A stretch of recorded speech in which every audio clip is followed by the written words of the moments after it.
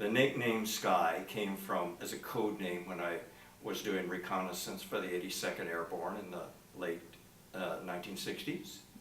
Operation Barking Sands was my initiation into manhood. Up until then, I'd been over there in Vietnam, but I hadn't really gotten into the grit of the whole thing. So it started on May 18th of 1967.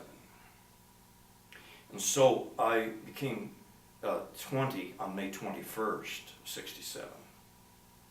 And within a year of that, not a year, 1 week of that, there was a tent at Cu Chi, and I just happened, there was like not much happening, I just happened to wander in. And there was an interrogation happening of a woman. And I'd never seen anything like this. First of all, it made it even more dramatic. She had bamboo stuck under her fingernails. And then they put, our radios have 48 volt batteries. So she had these alligator clips, almost like, big ones, like almost like jumper cable, on her nipples. And then they'd pop her and she'd fall back from the jolt. And I'd never seen anything like this. I remember thinking, oh my God, you can't tell anybody this. What if this were some girl I knew at Texas Tech? How would that be if this happened in the United States? It'd be put in jail and, it's a pervert or something, and I'm thinking, this is happening here. This is like, wow. So they're like cracks in this idealistic reality of the soldier and what he's fighting for. It was like, and then there was quite a number of things happened during that. And then on June 16th, my friend John was captured with some other men, and I was on the detail to find him. It was like desperate. It was my friend. It was practically like my lover or something. And I found his head with the other two heads. I wrapped it up in my shirt. I never could find his body. And so he is honored on panel 21 East, line 116 of that memorial that's in Washington. So, so these are the kind of issues that later on lie buried for 30 years and then become an art project on down when one keeps a distance from it down the line. On December 30th of 69, which I don't remember, I'm only relating to you from reports, I was ambushed. And I was involved in a process that's called close contact hand to hand. And the back of my skull was crushed in, that's why I have a big indentation, and was in a coma. And I woke up from that coma approximately 5 to 6 weeks later at the San Francisco VA hospital. At first I could not speak, and they determined it was not neurological, that it was, my jaw hinge was off. So they removed a bunch of teeth. I have really bad looking mouth, it's all bad or super malocclusion, pinned my jaw back.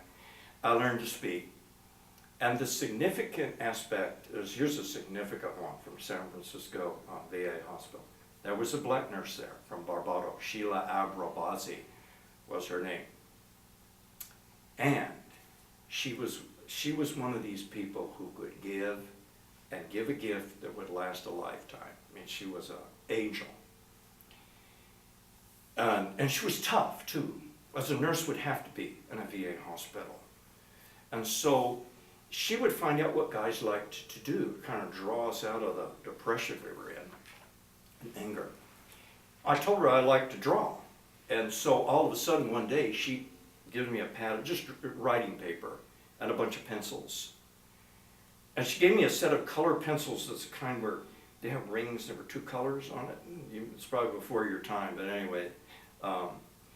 So she said, when I get off work, I want to see that you've done some motherfucking drawings for me, because if you don't, I'm going to fucking take your head off. You had to grab guys by the collar. And, like a nurse in that kind of hospital sets boundaries real clearly and will be physical if necessary because of these young, messed up, horny guys. So she was strong like that, but it was very good. Well, anyway, I got into it. I just fell into it. And when she looked at the drawing, she was like, bowled over. So she started telling me about, artists being an artist and kinds of things. So what happened was she encouraged something that opened something within myself that would happen for the rest of my life. Up until that moment, I didn't take this seriously enough to even think of pursuing it. And I just draw everything, memory, whatever it was. I found that the act of this pencil on that piece of paper as a physical act neurologically connected me back into this life. In 1977, I started my teaching career. And I think the teaching opened up something because I started to begin getting involved with projection on my body and doing live performance with my voice.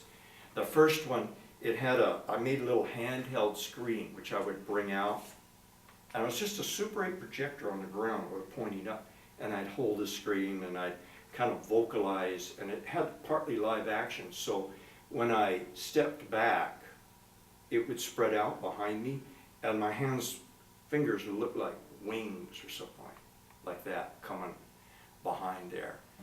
My teaching in animation, I had a very specific philosophical premise, which had to do with the kinesthetics. I felt that the kinesthetics and awareness of the body influenced what happened in the animation.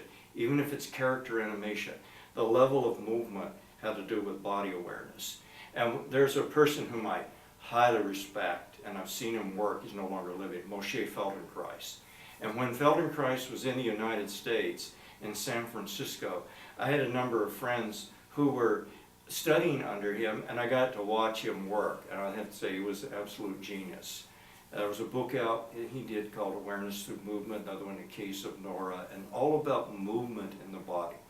So I designed a series of exercises for animators that dealt with direct physical kinesthetic awareness. And the first one was actually where they placed their hands physically on the paper. They had to put like a powder or something, so there was a physical impression on the paper. And we had at that time, a circumstance was, there wasn't elaborate light boards at the San Francisco Art Institute, so I devised another method, and that's to work on a tracing paper pad and start on the last sheet and just flip the paper down. And I said, even if it's wet, don't worry about it. In other words, it wasn't focused toward finish, but focused toward getting movement.